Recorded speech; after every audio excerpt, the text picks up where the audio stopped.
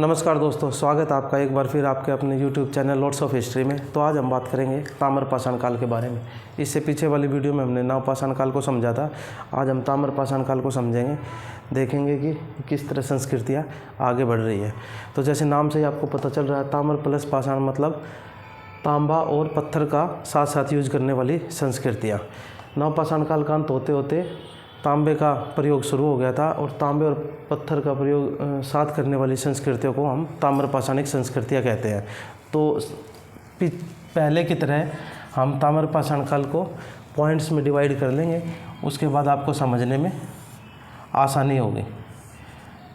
तो इसके जितने भी पॉइंट्स बनेंगे वो हम पॉइंट्स यहाँ लिख लेंगे, फिर एक एक करके हर पॉइंट पे समझेंगे और आगे चलते जाएंगे। सबसे पहले ताम्रपाषाण काल की समयावधि। तो समयावधि सबसे पहले पॉइंट्स में आता है, ताम्रपाषाण काल कब से कब तक के बीच में रहा है। अच्छा, उसके बाद आ गया अपना दूसरा पॉइंट, आ गया अपना प्रमुख स्थल।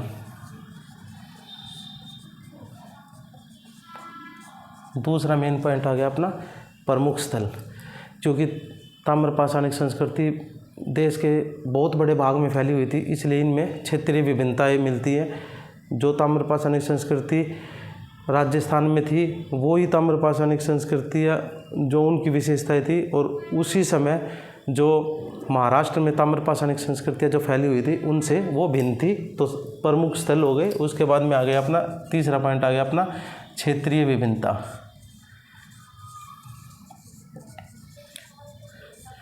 और पॉइंट नंबर 4 हो गया अपना उनकी अर्थव्यवस्था। ताम्रपाषाणिक संस्कृतियों की अर्थव्यवस्था किस पे बेस्ड थी वो आगे हम समझेंगे। एक एक पॉइंट को हम खोल के बताएंगे, पॉइंट नोट करते जाना। तीसरा आ गया अपना अर्थव्यवस्था। चौथा हो गया अपना शिल्प और कला। चौथा पॉइंट हो गया अपना ये कला और शिल्प। पांचवा पॉइंट उसके बाद आती है अपनी धार्मिक संप्रदाय और समाधान। धार्मिक संप्रदाय और समाधान, ये अपना छठा पॉइंट हो गया। उसके बाद आती है सामाजिक असमानता।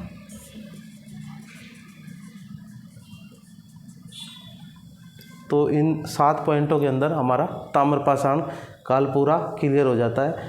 ये 7 पॉइंट आप नोट कर लो और उन पे आगे ये क्वेश्चन का आंसर चलेगा। और ये 7 पॉइंट मेन पॉइंट हैं, इनको आप छोड़ नहीं सकते। तो सबसे पहले आते हैं हम समयावधि। समयावधि में हो गया लगभग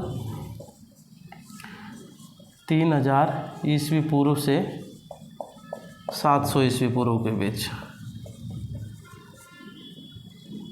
ये हो गया अपना समयावधि।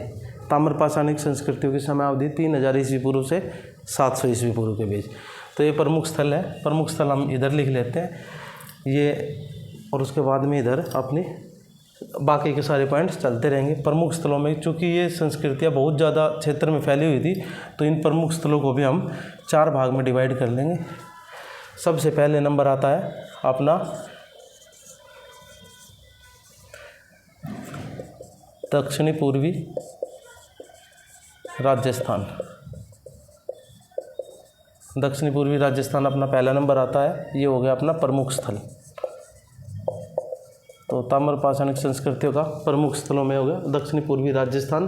दक्षिणी पूर्वी राजस्थान में हो गया अपना आहार और गिलोंद। ये 2 मेन ताम्रपाषाणिक स्थल हैं, आहार और गिलोंद। दक्षिणी पूर्वी राजस्थान के बाद आ गया अपना पश्चिमी महाराष्ट्र। पश्चिमी महाराष्ट्र के बाद हो गया अपना पश्चिमी मध्य प्रदेश। पश्चिमी मध्य प्रदेश के बाद हो गया अपना दक्षिणी पूर्वी भारत। तो अपने ये चार क्षेत्रों में हमने इसको डिवाइड कर लिया है। सबसे पहले दक्षिणी पूर्वी राजस्थान, आहार, गिलोंद। पश्चिमी महाराष्ट्र में आ गया अपना जोरवे, दहमाबाद, इनामगांव और पश्चिमी महाराष्ट्र में जोरवे हो गया, दहमाबाद, इनाम गांव, ये पश्चिमी महाराष्ट्र में हो गया। अच्छा, पश्चिमी मध्य प्रदेश में मालवा, कैथा और एरन, ये हो गया अपना पश्चिमी मध्य प्रदेश में ब्रह्मगिरी और मास्की, ये हो गया अपना दक्षिणी पूर्वी भारत में। तो आपको ये क्लियर हो गया होगा। ताम्रपाषाणी प्रमुख स्थल दक्षिणी पूर्वी राजस्थान में आहार गिलुंद, पश्चिमी महाराष्ट्र में जोरवी दैमाबाद और इनाम गांव, पश्चिमी मध्य प्रदेश में मालवा, कैथा, एरन, और ये हो गया ब्रह्मगिरी और मस्की। अच्छा, ये हो गया अपना प्रमुख स्थल। तो प्रमुख स्थल तो इधर हो ही गए अपने। अब आ गया अपना क्षेत्रीय विभिन्नताएं। तो यहाँ से शुरू करते हैं हम क्षेत्रीय विभिन्नताएं।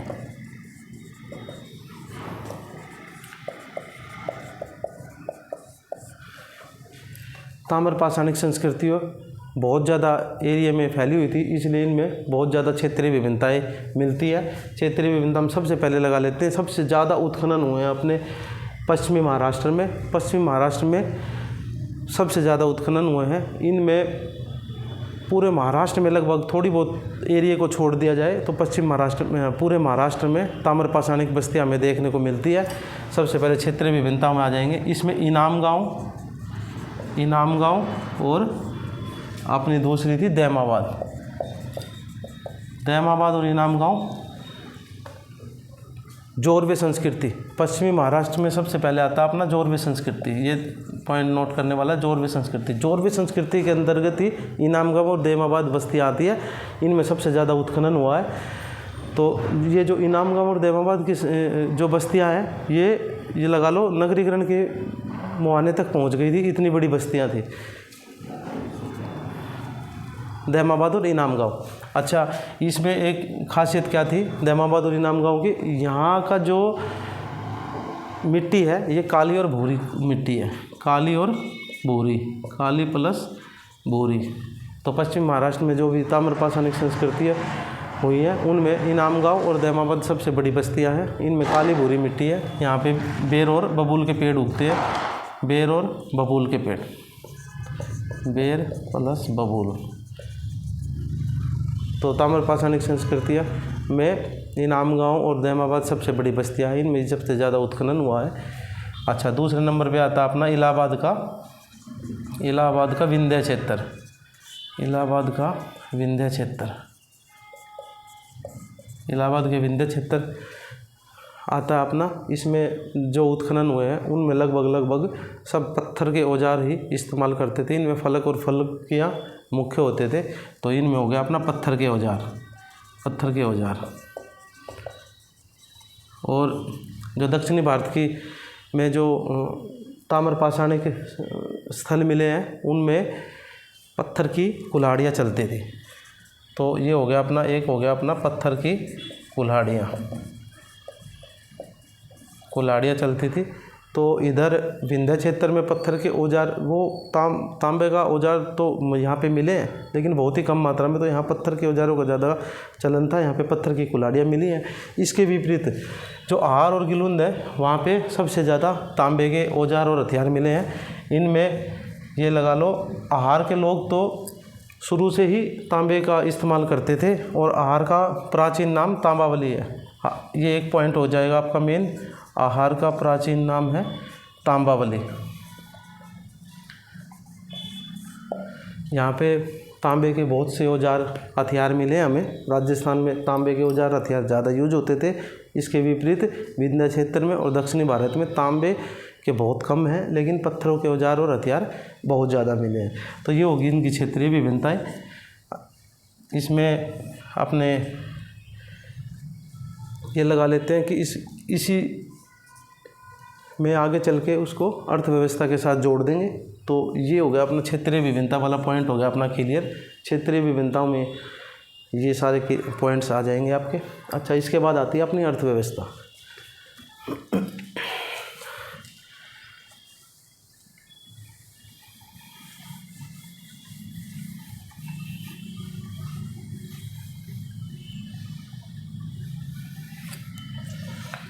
अच्छा, ये अर्थव्यवस्था वाला यहाँ से शुरू होगी अपनी अर्थव्यवस्था।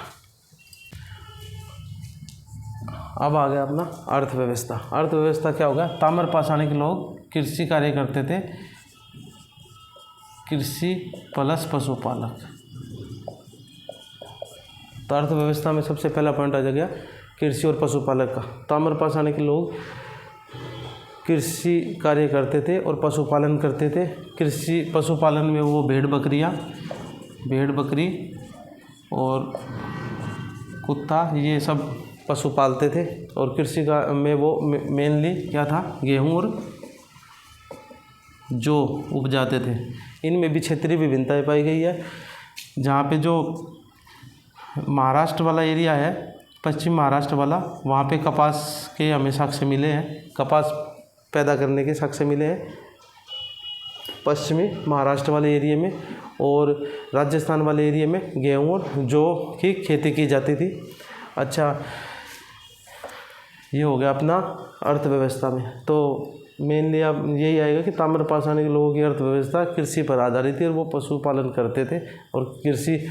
और इसके विपरीत जो पूर्वी भारत के लोग हैं, वो पूर्वी भारत के लोग चावल उपजाते थे।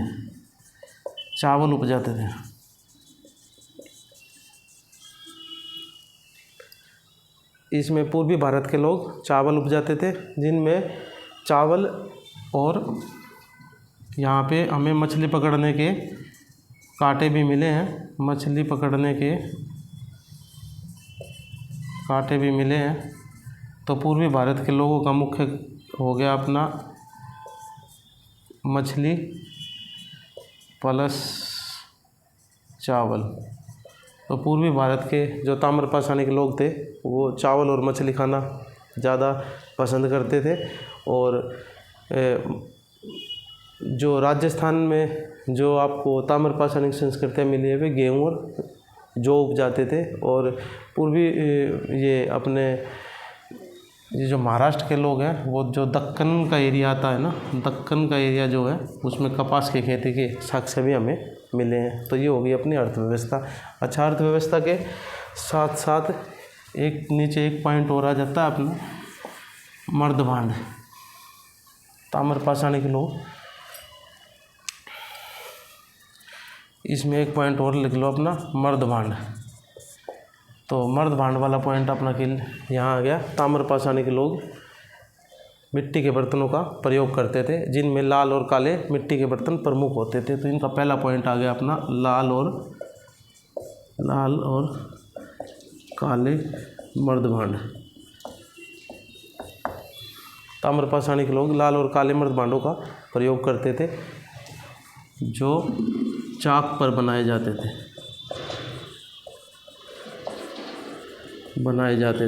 तो ताम्रपाषाणी के लोग लाल और काले मिट्टी के बर्तनों का प्रयोग करते थे, जो चाक पर बनाए जाते थे। लगभग सभी ताम्रपाषाणी संस्कृतियों में मिट्टी के बर्तन मिले हैं हमें, लाल और काले, जिन पर चित्रकारी भी की जाती थी। अच्छा, एक पॉइंट और आ गया अपना इसमें, जो भी बर्तन मिले हैं उनमें। अच्छा, एक चीज़ और है यहाँ पे, जो लाल और काले मर्दभांड मिले थे, इनमें MP, UP में और बिहार में टोंटी वाले बर्तन मिले हैं। टोंटी वाले बर्तन। तो जो ताम्रपाषाणी लोग थे, ये यहाँ पे टोंटी वाले बर्तनों का इस्तेमाल करते थे।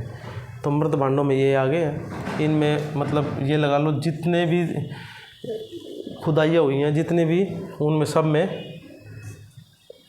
खुदाइयाँ हुई हैं, उनमें सब में जितने भी उत्खनन हुए हैं, उनमें सब में हमें मिट्टी के बर्तन देखने को मिलते हैं।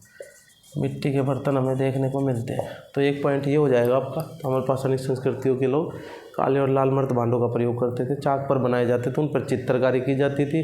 बिहार MP में टोंटी वाले बर्तनों के साक्ष्य मिले हैं।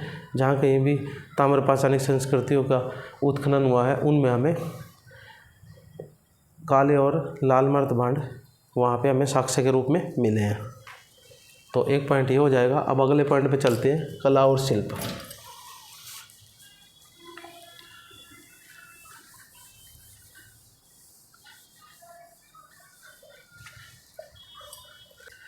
तो कला और शिल्प के बारे में आप अपना ये अगला पॉइंट आ गया, कला और शिल्प। तो जितने भी ताम्रपाषाणिक संस्कृतियाँ हैं उनमें हमें उनकी कला और शिल्प के बारे में बहुत से तथ्य का पता लगा है। इनमें हमें बहुत से, पहला पॉइंट हो जाएगा, बहुत से औजार मिले हैं जिनमें कंगन और गुट्टिकाएँ मिली हैं। तो ताम्रपाषाणिक संस्कृतियों के लोग के जहाँ पे भी खुदाइयाँ हुई हैं उनमें हमें कंगन गुट्टिकाएँ मिली हैं, जो मेनली अपने स्टेटाइल और क्वार्टर्स के पत्थरों से बनाई जाती थी। ये स्टेटाइल और क्वार्टर्स के पत्थर, जो ये चट्टानी पत्थर हैं, और इनसे हमें कंगन और गुट्टिकाएँ बनाई जाती थी। इसमें सबसे ज़्यादा हमें उनके साक्ष्य इनाम गांव से मिले हैं। इनाम गांव एक, आपको पता है कि ये ताम्रपाषाणिक संस्कृतियों, ये पश्चिमी महाराष्ट्र में एक इनाम गांव जगह है जहाँ से ताम्रपाषाणिक संस्कृतियों के बहुत से साक्ष्य मिले हैं। इनमें हमें यहाँ पे हाथी दाँत के औजार भी मिले हैं। चूना पत्थर के कारीगर भी हमें यहाँ से देखने को मिले हैं। तो कला और शिल्प में यही है। अब इसमें लगा लो, तीसरा पॉइंट हो जाएगा कि जो मिट्टी के बर्तन मिले हैं उनमें हमें चित्रकारियाँ भी मिली हैं। कहाँ? मिट्टी के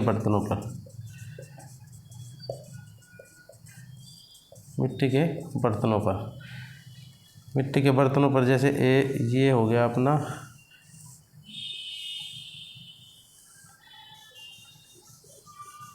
ऐसे, ये आपको यहाँ पे ये जो चित्रकारी हैं ये मिली हैं, ये कला और शिल्प के अंतर्गत आती हैं। तो ये वाला पॉइंट भी आपका क्लियर हो गया होगा कि बहुत से औजार मिले हैं, कंगन और गुट्टिकाएँ भी मिली है। स्लेट लाइट और क्वार्ट्ज के पत्थरों से, चट्टानी पत्थरों से मिलकर बना, उसमें उनको तराश कर हमें इनके साक्ष्य मिले, उनको तराश कर ये बनाते थे।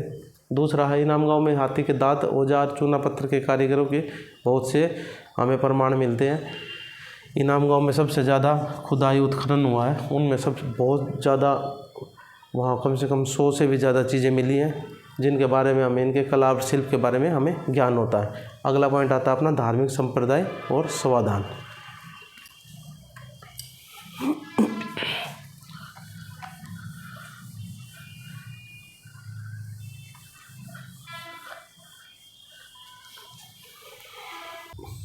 तो ये अगला पॉइंट आ गया अपना समाधान और धार्मिक क्रियाएं। ताम्रपाषाणिक संस्कृति के लोगों की शवों को दफनाने की प्रक्रिया कैसी थी? तो जो महाराष्ट्र के लोग हैं, ताम्रपाषाणिक संस्कृति में जो महाराष्ट्र के लोग हैं, वो अपने घर के आंगन में ही शवों को दफनाते थे और उत्तर दक्षिणी दिशा में वो शवों को दफनाते थे, और उन शवों के साथ कुछ तांबे के औजार और कुछ वस्तुएं वो रखते थे। तो महाराष्ट्र में शवों को दफनाते थे उत्तर दक्षिणी दिशा।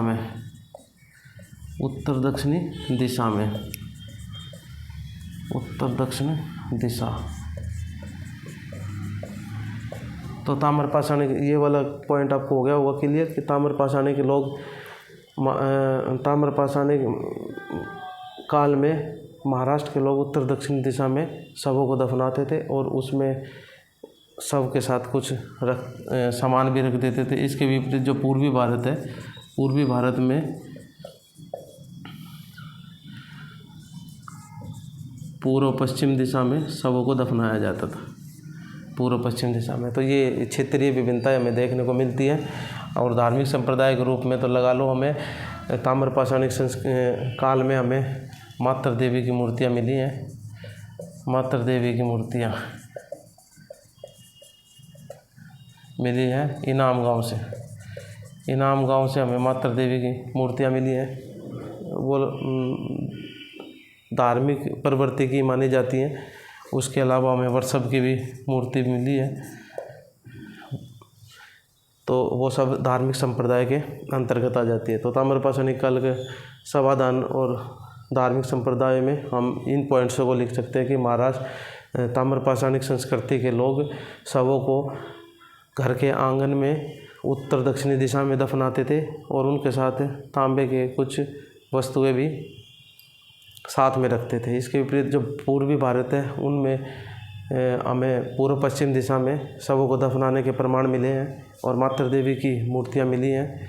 इनाम गांव से बहुत ज़्यादा मूर्तियां निकली मातृ देवी की और वर्षभ की भी मूर्तियां निकली है जो धार्मिक प्रवृत्ति की हो सकती हैं। तो ये हो गया उनका धार्मिक प्रवृत्ति। सामाजिक असमानता। अब अगला पॉइंट आता है हमारा सामाजिक असमानता।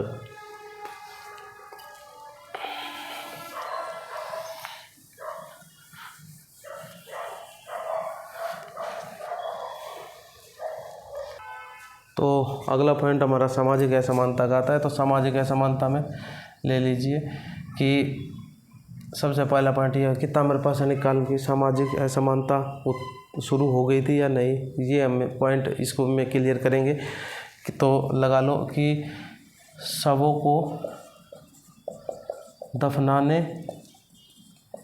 और बस्तियों के